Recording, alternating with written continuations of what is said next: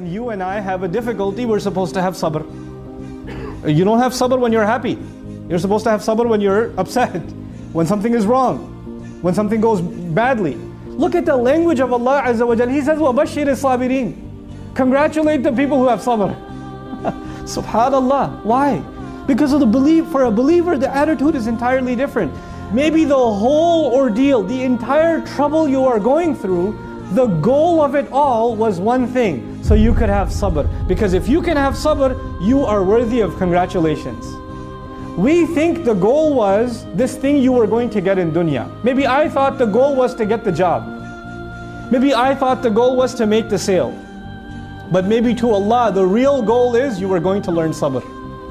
That's a bigger goal than anything else. Subhanallah. And if you got that goal, you should be congratulated. Everything you get in this life is then a gift.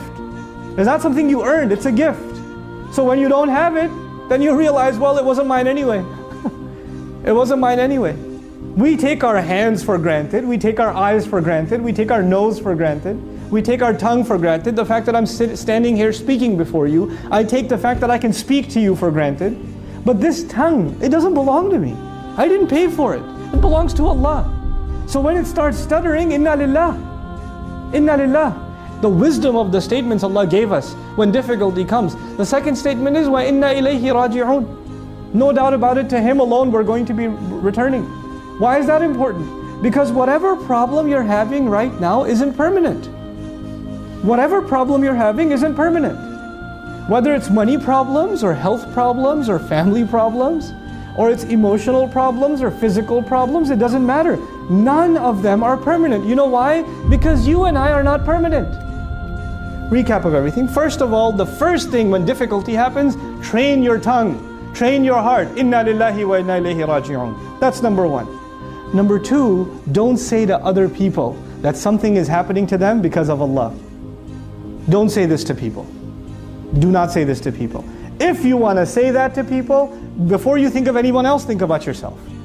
You don't get to decide something happened from the ghaib, something happened from Allah, and you don't get to decide why did Allah do this, that He didn't offer His explanation to you.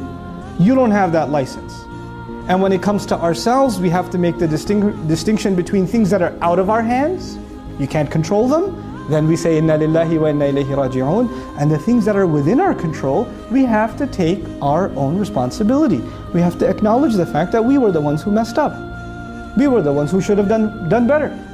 This is as a result of our own misbehavior. May Allah Azza wa Jal make us of those who pass all of these tests and are meeting with Him with light in our chests and light coming out of our right hands on the Day of Judgment.